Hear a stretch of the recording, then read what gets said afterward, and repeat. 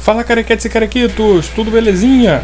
Infelizmente hoje o Careca trará lágrimas aos olhos dos leitores mais antigos que acreditam que todo e qualquer quadrinho dos anos 90 era 100% livre de lacração. Infelizmente não é exatamente assim que as coisas são, então se prepara que o Careca vai falar mal do seu quadrinho preferido da adolescência, Spawn. Mas também vai falar bem, afinal eu também curti muito as histórias do Soldado do Inferno. Então tu já sabe, larga o like, se inscreve, comenta ou o Careca vai te mandar pro inferno e te fazer ver o filme do Spawn por toda a eternidade. Vai! Ups! Esse foi molhado. Será que deu aquela freada de bicicleta? Olha só! Olha a nicotina! Sai de perto de mim, aberração!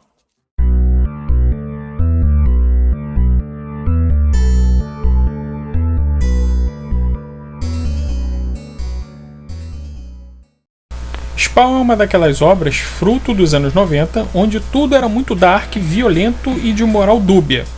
O Careca pretende fazer um vídeo explicando o processo que fez toda a indústria de entretenimento infanto-adolescente largar os uniformes coloridos e as boas mensagens de cunho moral para abraçar o anti-heroísmo, a brutalidade e o misticismo nos anos 90. Mas por agora, apenas mantenha em mente que assim como Doom, Mortal Kombat e trocentos heróis que ganharam versões mais sombrias, Spawn é fruto dessa época. Só que ao contrário do que muita gente pensa, ser antigo não necessariamente significa ser livre da nossa tão odiada lacração. Relendo as edições de Spawn com conhecimento das pautas progressistas que a gente tem atualmente, fica fácil para qualquer um identificar o que já eram as primeiras sementes do progressismo ideológico nos quadrinhos.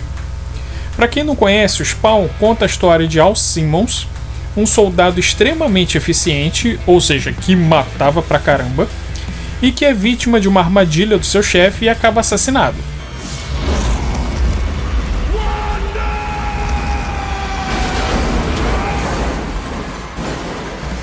Chegando no inferno, um demônio chamado Malebolgia oferece a ele a chance de voltar à vida e ver a sua esposa Wanda de novo. Ele até volta, mas além de voltar com o corpo deformado, feito de matéria infernal... Não! Roubaram meu pau! Já haviam se passado 5 anos desde a sua morte, e a sua esposa havia se casado de novo com o seu melhor amigo. Castrado!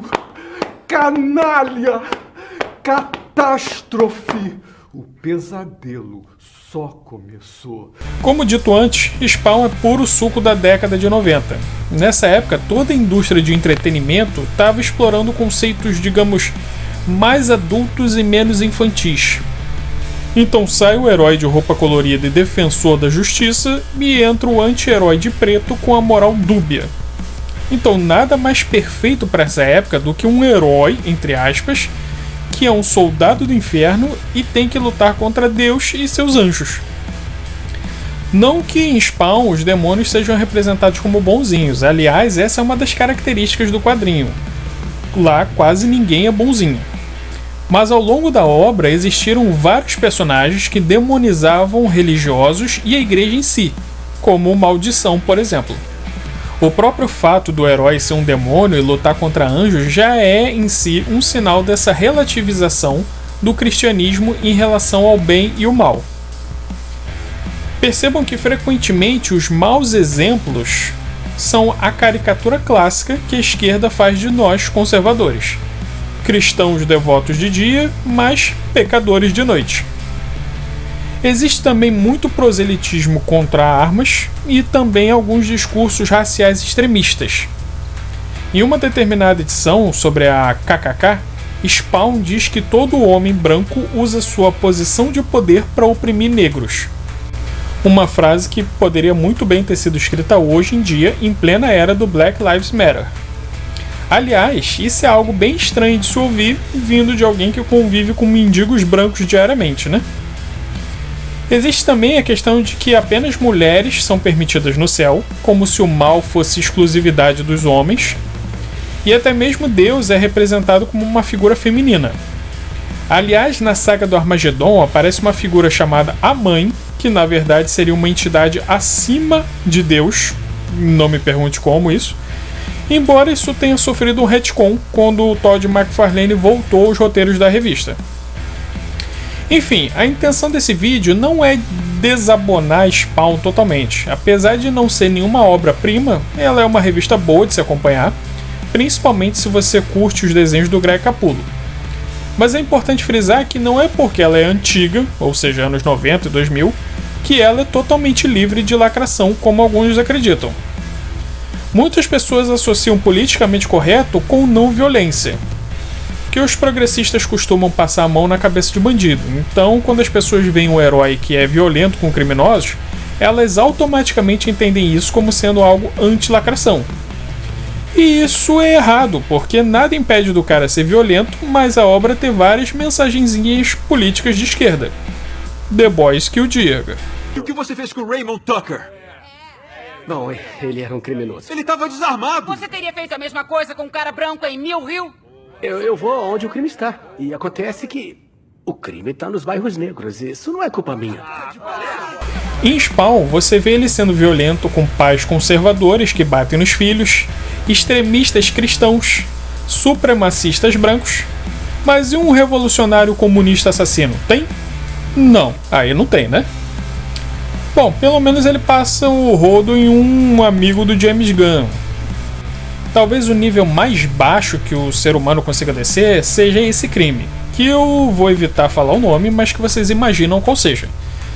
Em tempos onde se chama essa aberração de orientação sexual e que youtubers que assumem receber fotos de crianças nuas continuam com seus patrocínios, é bom relembrar o tratamento que Spawn deu ao Billy Kincaid em Spawn 5. Tadinho, ele era só um doente e foi curado. Como? Eu fui mandado pro inferno. Foi pro colo do capeta! Ei! Que alegria, meu Deus! Ai, Mas só ser torturado até a morte não é suficiente para esse tipo de criatura, e quando o Spawn retorna ao inferno na edição 53, ele encontra o escroto como um dos soldados do Malebolgia. E o que o Spawn faz? Mata ele de novo. Hoje em dia, Spawn perdeu praticamente toda a sua relevância. Por falta de 2010, essa moda dark que nasceu nos anos 90 já havia perdido toda sua força e Spawn foi junto. Ele ainda é publicado e com certeza você ainda vai achar quem lê atualmente, umas 12 pessoas. Os assuntos eles se tornam repetitivos ao longo das edições, até porque o Spawn está sempre deprimido e tentando entender as maquinações de algum vilão demoníaco misterioso. Presta atenção que é pura filosofia. Sempre que alguém solta um pum, um demônio ganha suas asas. Vai nascer, hein? Opa, deu gêmeos. Fique longe de mim, seu anão repugnante! E também rola muito retcon, e eu particularmente acho que isso enfraquece uma obra, porque os fatos que acontecem meio que perdem importância. Afinal, daqui a 50 edições vão inventar alguma coisa que contradiga eles.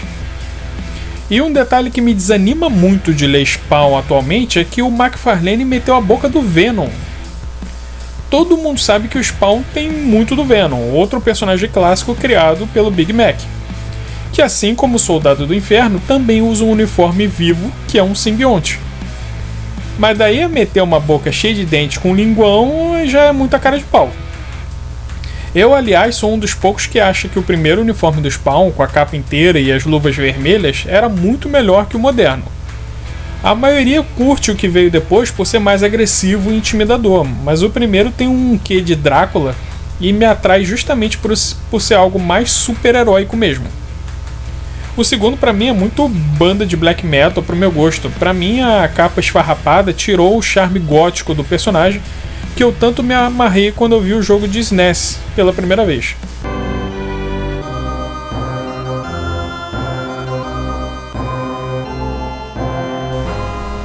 Sem contar que aquele pé com elefantias é muito tosco. Eu não vou nem perguntar qual vocês preferem, porque eu tenho certeza que todo mundo curte mais o segundo. Mas em geral, Spawn é sim uma obra interessante. Além do primor gráfico muito superior ao que havia na época, nos anos 90, a riqueza das histórias era um grande diferencial. Lendo antigas edições do Spawn, você inclusive percebe como a mídia vem sendo a mesma desde muito tempo atrás. Nas primeiras histórias do Soldado do Inferno, tinham 3 personagens clássicos que eram os apresentadores de TV, comentando os acontecimentos e dando mais veracidade para a história. A bonitinha da CNN fazia o papel da mídia mainstream, que vai dar sempre a versão oficial dos fatos, polida e seguindo o que o governo manda. O gordão é o Siqueira Júnior da parada, ou Alborguete para os mais antigos, desconfia das intenções de todo mundo e quer mais é ver bandido morto. E o terceiro é o Janotinha progressista e afetado que só comenta as partes fúteis das notícias, quem traiu quem, que roupa usou, e a mídia de fofoca que todo mundo critica, mas que não vive sem. Enfim, esse é só um comentário sobre o fato de não ter mudado nada na TV de 30 anos atrás até hoje.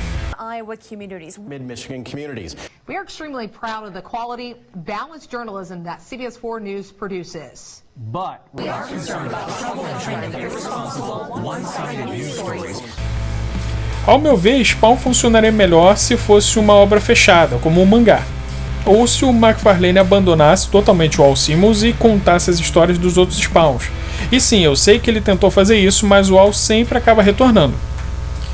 E é isso, pessoal. Espero que vocês não tenham ficado muito tristes. Careca fica por aqui. Até o próximo vídeo. Beijo nas crianças e tchau! Cadê meu pau? Cadê meu pau? Cadê meu pau? Cadê meu pau? Maravilha, Rogério, que maravilha!